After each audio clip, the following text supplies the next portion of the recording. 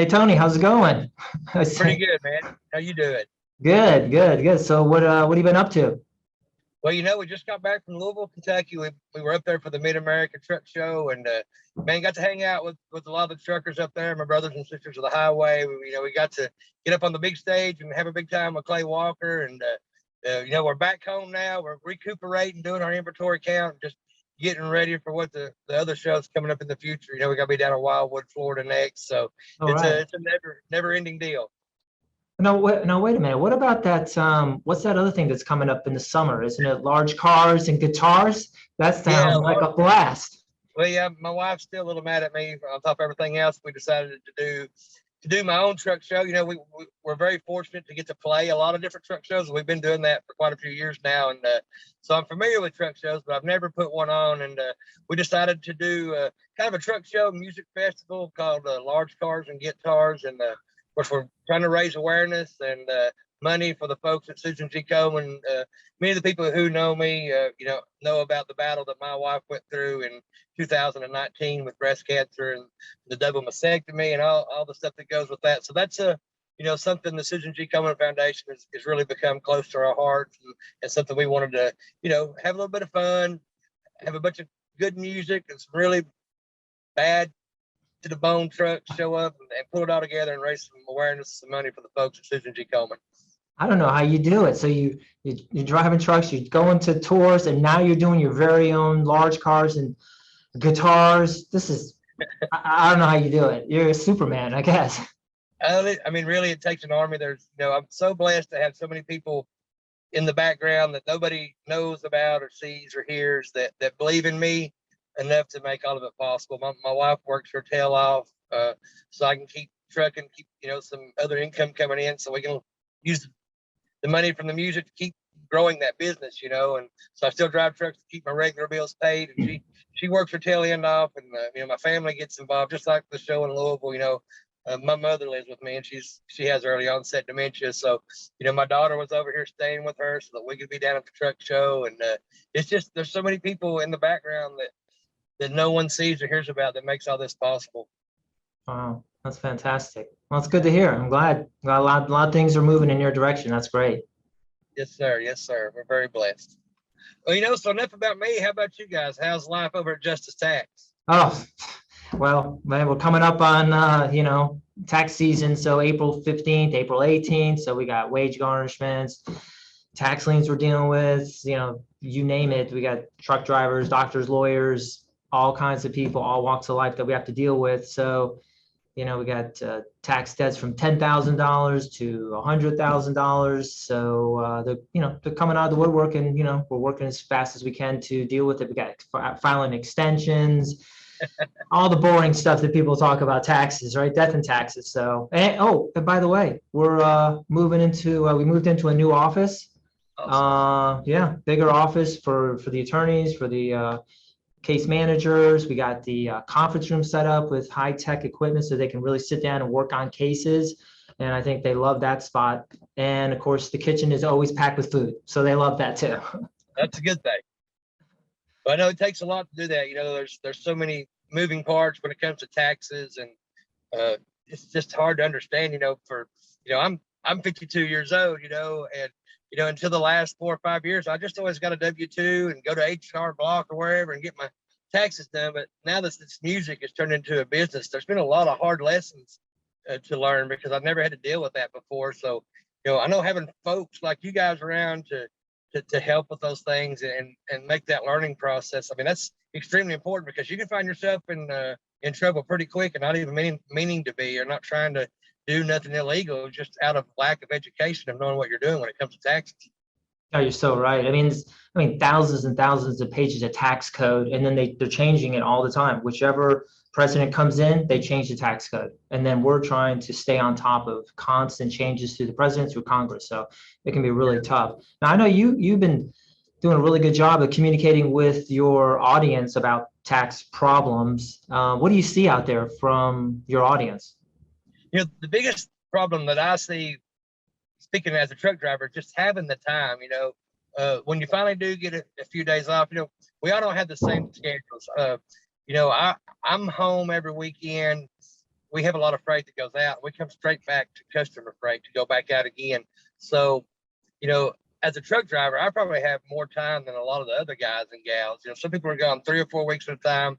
They get to come home for 4 or 5 days, and just finding, even if you do understand the proper steps when it comes to taxes that you need to do, especially as an owner operator, having the time and taking the time to do that, because you're just trying to soak up what home time you have with your family, and making up for lost time. And I see that as being a big issue, is lack of understanding of all the steps you need to take to do your taxes and do them right, and then actually having the time to do that. Yeah, that's true. We have hundreds and hundreds of tax clients that are truck drivers, and the number one thing that I see is they're on the road, and so they get letters in the mail at home, right? They don't mail them to the truck. They don't mail them to the truck, right? Yeah, IRS sends it home. They're thousands of miles away. They're Yeah. away for weeks, like you said, 2 to 3 weeks. Or they don't know what's going on. They're stressed out. The wife's stressed out, and then they can't deal with the issue. And then that just compounds the problem. In fact, we had one of your friends on Facebook become a client of ours, and $40,000 of tax debt, couple years unfiled. IRS is breathing down his neck, getting letters and letters. The wife's trying to send it to him. He's trying to figure out what it is. And then the one thing he's worried about is they're going to seize his truck. Yeah. And he's freaking out. And then fortunately, we jumped in, and let me just say, problem solved. Yeah. We took care of it. So no more stress for him. We dealt with the issue. We got it done real quickly, and now he's, happy. And that's what we try to do. Mm-hmm. Yeah, and having someone that people can get a hold of, like you said, you might get something in the IRS in the mail, and it's 6 weeks before you get home and check your mail. So you're even that much further behind. You're a little confused on not knowing what to do or not to do, and having someone like you guys jump in there. And first of all, I don't know about other people, but speaking for myself, when it has something to do with the IRS and taxes, something I'm still educating myself on, you kind of feel intimidated and scared. It's almost like going to the bank to check your balance when you maybe probably spent more than you should have this weekend. So you really want to see that Right. balance, but it's the reality, and you got to deal with it. So, having someone like you guys step in there, take the lead, so we can concentrate on staying safe and on the road, keeping America rolling, providing for our families. To me, that means the world.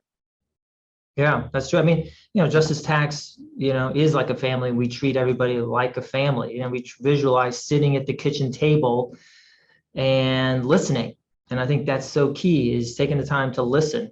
And, a lot of people, see Justice Tax as justice for the taxpayer, bringing justice to tax, all people, or, tipping the scales of justice, let's just say. But really what we do is, what we don't do is what I meant to say. What we don't do is judge you. And I think that's so important. We just let, you do what you do best, and we don't bring any more stress to your situation. We just take over the tax problem, bring the, attorneys, everybody involved to solve the problem, and then we're done.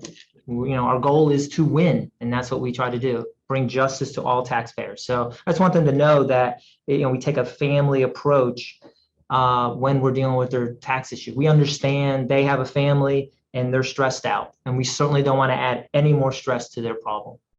Yeah, I mean, a lot of times, delegation is something I've learned to lean on heavily with the music business and trying to keep trucking, all at the same time. And I know it's like, well, if I really got the money to pay for this, but man, it really, I ended up finally hiring a bookkeeper after years of not Right. doing that.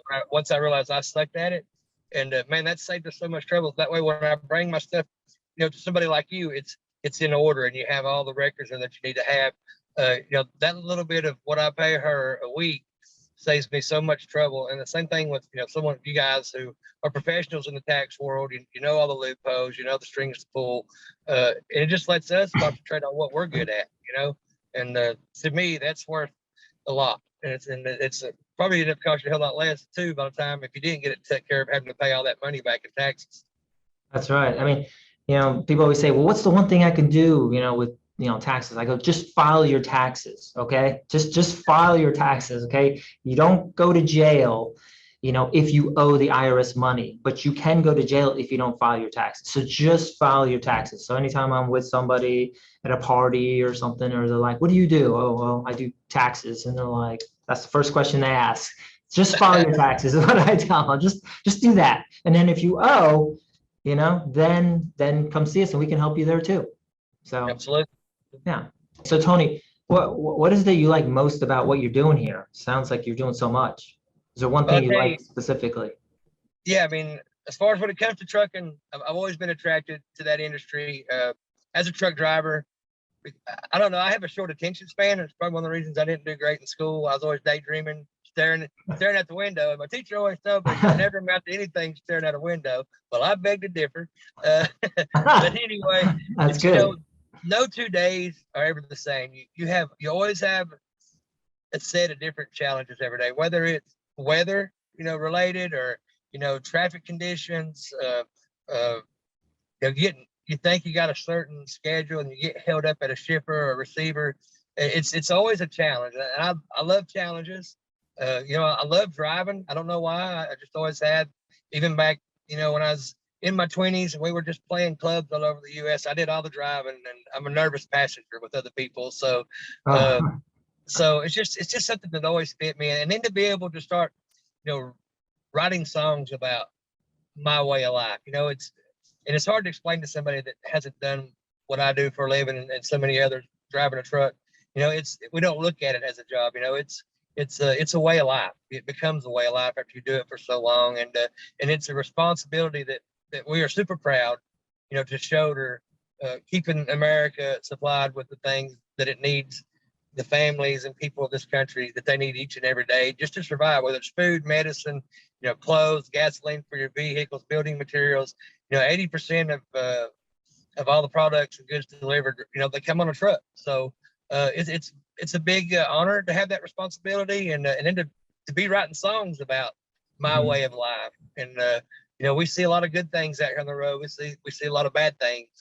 We meet a lot of really nice people, and we meet some so nice people, but just to take, all those experiences and moments out on the road and put it into music and song, and then you put it out there and you have all these other drivers that are like, man, that song, I swear you wrote it about me. I'm like, oh yeah, you're a truck driver. That's what I wrote it about. So to have so many people be able to relate to my music, and trucking and everyday life have so many similarities. I think that's why there's trucking songs have always been popular, and there's always been so many of them. And so when you can find that, write that song that has the lingo in it that truckers are going to like, but that a person that's never driven a truck before can relate to, whether if you're driving in a downpour. That's one of my songs off my new album. It sounds like you're driving in a rainstorm, but when you listen to the song, come to find out it ain't a cloud in the sky. This guy's going through a hard time in life and trying to deal with it. And so when you can straddle that fence between trucking song and mainstream and be successful at both sides relating to it is always my goal. So it's I love what I do. I think I'm the luckiest guy in the world. I'm getting to live out 2 childhood dreams. I'm getting to drive trucks and make music. Wow, that's so true. That's beautiful. That's a great explanation. Thanks for sharing that. I'm glad to be your friend. So that's awesome. I tell people that trucking's my publishing deal. That's how I make money to write songs. And it's man, what a great writing room, because there's inspiration around every curve. If you just look for it, it's there. Are you rolling right now? Are you driving? I was fixing to pull out the driveway. You called in, and I'm like, I'm not in a big hurry. I'm actually in my pickup truck. So, and I was sitting here, and a UPS truck pulled in, and I have a circle drive, and I had to back up and get out of his way while we were talking. I apologize. I tried to do it smooth. Well, I was just thinking, hey, next time if you come by Jacksonville, I'm gonna have to look at your schedule, see if you're anywhere near Jacksonville. I'm just looking at the parking lot. I can imagine you bring your rig over here. It'll be awesome for the employees to come out and meet you and do all that. And I know we can add a food truck out here. So we'll have your truck, we'll have the food truck out here. We'll have a blast. Can you make it a taco truck? I like tacos. A taco truck it is. All right, we're good. I'm down. Fantastic. We actually have a lot of freight that comes down that way, so that that could probably be taken care of. We can get that done sometime. Oh, okay, great. All right. Well, I can see you got to get going on the get out of the way for the UPS driver or whatever it might be. So, all right, I'll catch you later then. And I really appreciate you taking the time to jump on. Well, we appreciate you guys. Thanks for reaching out to truck drivers. I know there's a lot of people that could use help in this department, and you guys have an awesome service. And man, it's just great to be partnered with you guys. I look forward to the future. Yeah, likewise. Take care. All right, cool.